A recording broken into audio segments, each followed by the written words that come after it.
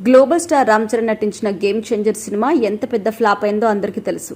మంచి story line director Shankar సరిగ్గా తీయలేకపోయాడు అని ఈ సినిమాను చూసిన ప్రతి ఒక్కరికి అనిపించింది.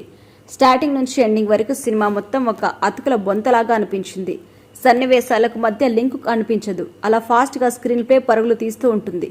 ఒక్కటంటే ఒక్క వావ్ మూమెంట్స్ కూడా ఈ సినిమాలో లేవు. సినిమాకు ఎంతో ప్లస్ అయినటువంటి ఫ్లాష్ బ్యాక్ సన్నివేశాన్ని చాలా తొందరగా ముగించేయడం ఫ్యాన్స్ సహనానికి పరీక్ష పెట్టినట్టయింది. అయితే డైరెక్టర్ శంకర్ ఈ సినిమా షూటింగ్ పూర్తయ్యేసరికి 5 గంటల ఫుటేజ్ వచ్చిందని, ఎడిటింగ్లో ఎన్నో సన్నివేశాలు తొలగించామని, నాకు కూడా ఈ సినిమా సంతృప్తి ఇవ్వలేదంటూ ఒక తమిళ ఇంటర్వ్యూలో చెప్పుకొచ్చారు.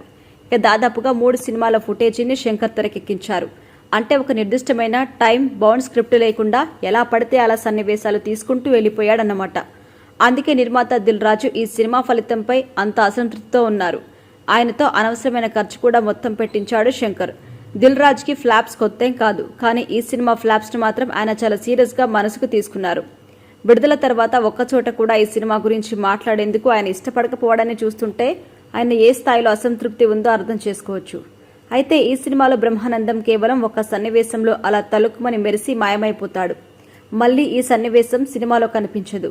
రీసెంట్గా ఆయన నటించిన బ్రహ్మ ఆనందం సినిమా విడుదల సందర్భంగా ఆయన ఇచ్చిన ఇంటర్వ్యూలో విలేకరి ఒక ప్రశ్న అడుగుతూ, ఈ మధ్యకాలంలో మీరు గేమ్ చేంజర్ సినిమాలో నటించారు, చాలా తక్కువ సమయంలో కనిపించడం మాకు అసంతృప్తిగా అనిపించింది అని అడగ్గా దానికి బ్రహ్మానందం సమాధానం చెప్తూ, నేను ఈ సినిమాలో ఫుల్ లెంగ్త్ క్యారెక్టర్ చేశాను, మీరు చూసింది చిన్న రోల్ అంతే అంటూ చెప్పుకొచ్చారు. అంటే నా సన్నివేశాలు మొత్తం ఎడిటింగ్లో లేపేశారు అని ఆయన చెప్పకనే చెప్పారు. అలా గేమ్ చేంజర్ గురించి చెప్పుకుంటూ పోతే ఒక పుస్తకమే రాయొచ్చు.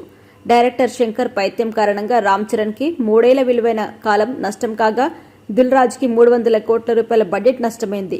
సమయానికి సంక్రాంతికి వస్తున్నాం ఆదుకోవడం వల్ల దిల్ రాజు ఇలా ఉన్నాడు, లేకపోతే ఆయన చరిత్రగా మిగిలిపోయేవాడని కూడా చెప్పుకోవచ్చు.